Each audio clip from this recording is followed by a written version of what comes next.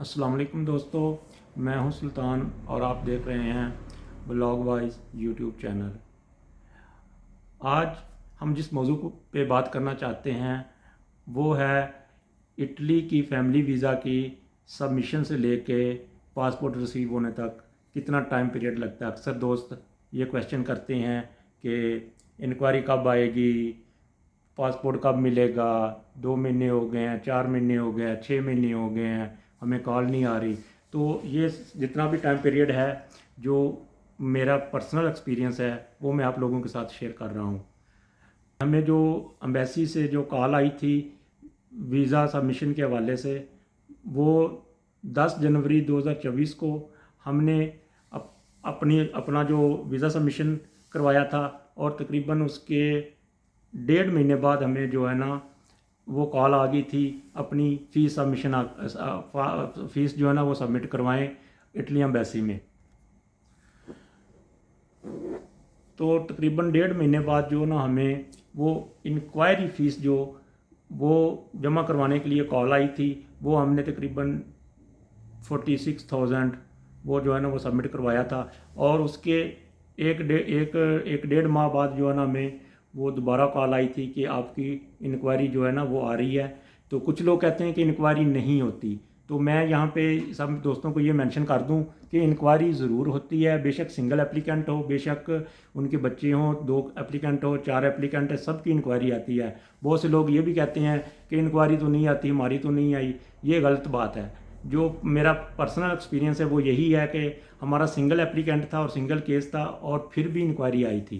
तो इंक्वायरी जो है ना वो ज़रूर आती है, ये आप नहीं कह सकते कि इंक्वायरी नहीं आएगी। तो ये भी आप लोगों को मेंशन कर दूं कि सिंगल एप्लीकेंट की फ़ीस जो है ना वो एक से ज़्यादा एप्लीकेंट से मुख्तलिफ होती हैं। कुछ की जो एक सिंगल एप्लीकेंट होता है उसकी फ़ीस थोड़ी कम होती है, और एक से ज़्यादा एप्लीकेंट होंगे और उनकी फ़ीस जो है ना वो ज़्यादा होती हैं।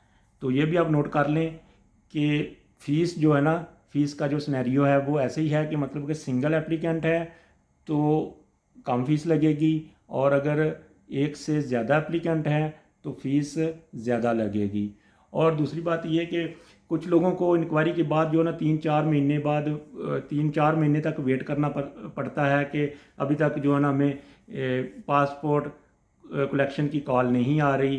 तो अल्हम्दुलिल्लाह हमें तकरीबन जो है ना 25 से तकरीबन 1 माह के अंदर अंदर जो है ना 25 डेज से 1 माह के अंदर अंदर हमें जो है वो पासपोर्ट कलेक्शन की कॉल आ गई थी। और इसमें मज़े की बात ये थी कि हमने जो वीज़ा जो फ़ाइल जो सबमिट करवाई थी ना वो इस्लामाबाद एम्बेसी में थी, और जो हमें पासपोर्ट रिसीव की जो कॉल आई थी ना वो BLS ऑफिस से आई थी। वो भी इस्लामाबाद ऑफिस से आई थी, ना कि लाहौर, ना कि मतलब कि कोई और किसी सिटी से।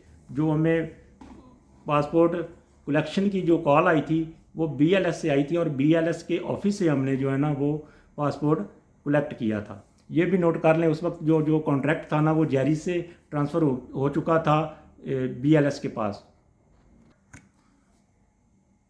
और अभी तक जो है ना वो BLS जो है ना वो तकरीबन इटली एम्बेसी को डील कर रहा है। बेशक वो जिस जौन सी मर्ज़ी कैटेगरी का वीज़ा हो, बेशक वो फैमिली वीज़ा हो, वर्क वीज़ा हो या स्टडी वीज़ा हो। और जहाँ तक अपॉइंटमेंट के हवाले से बात है, लीगलाइजेशन की या वीज़ा सबमिशन की, तो उस हवाले से अभी तक भी काम जो है ना बहुत स्लो जा रहा है। तकरीबन जो अपॉइंटमेंट है 2024 की वो सब बुक हैं, तो किसी को अभी तक कोई अपॉइंटमेंट के हवाले से वही कॉम्प्लिकेशंस आ रही हैं जो पहले जेरिस के साथ आ रही थी। तो ख़ास तौर पे जो अभी नई डेवलपमेंट हुई है वो ये कि अपोस्तिले कानून आ गया है, वो अभी वो काम नहीं कर रहा जो उसको करना चाहिए था। तो इस हवाले से भी थोड़ा काम जो है ना इटली का एम्बेसी का जो ना वो स्लो चल रहा है, क्योंकि उनके पास केसेस काफ़ी ज़्यादा हैं और काम जो है ना उनका बिल्कुल स्लो है, स्टक हुआ है, जो मेरा पर्सनल एक्सपीरियंस है। और जो लोग कहते हैं कि नहीं ये अपोस्तिले हो गया है, अभी जो है ना वो बहुत आसानी हो गई है, ये फ़िलहाल अभी तो इस तरह का कोई केस नहीं आया कि मतलब कि किसी ने अपोस्तिले डॉक्यूमेंट करवाए और एम्बेसी ने एक्सेप्ट कर लिए हो। और अगर मैं यहाँ पे बात करूँ अपॉइंटमेंट के हवाले से, तो अपॉइंटमेंट अभी भी आसानी से नहीं मिल रही, ख़ास तौर पे इटली एम्बेसी की। दूसरी एम्बेसीज़ का तो पता नहीं है, लेकिन ख़ास तौर पे इटली एम्बेसी वालों को काफ़ी डिफ़िकल्टीज़ आ रही हैं अपॉइंटमेंट लेने में, डॉक्यूमेंट को लीगलाइजेशन करवाने में या उसकी सबमिशन करवाने में बहुत डिफ़िकल्टीज़ का सामना करना पड़ रहा है लोगों को। तो अपॉइंटमेंट का जो मसला है वो फ़िलहाल अभी वहीं का वहीं है, बेशक वो जेरिस हो, बेशक वो बीएलएस हो। तो मैं तो यही कहूँगा, बीएलएस के आने से भी कोई अभी तक फ़ायदा नहीं हुआ। इटालियन जिनके पास इटालियन नोलाउस्ता है या जिन्होंने इटली का वीज़ा अप्लाई करना है, मामला वहीं का वहीं है। तो ये पता नहीं कब तक ठीक होगा, आई डोंट नो। तो लेकिन नेक्स्ट व्लॉग में मैं आपको बताऊंगा कि अपॉइंटमेंट का जो करंट सिनेरियो है वो क्या चल रहा है, और बीएलएस मतलब कि कुछ काम कर रहा है या नहीं कर रहा है, स्लो काम कर रहा है, या उनके ऑफिसेस कौन कौन से किस किस सिटीज़ में एक्टिव हो गए हैं। ख़ासतौर पे पहले तो ये था कि सिर्फ इस्लामाबाद ही है ना वो डील कर रहा था इटली एम्बेसी के रेफरेंस से।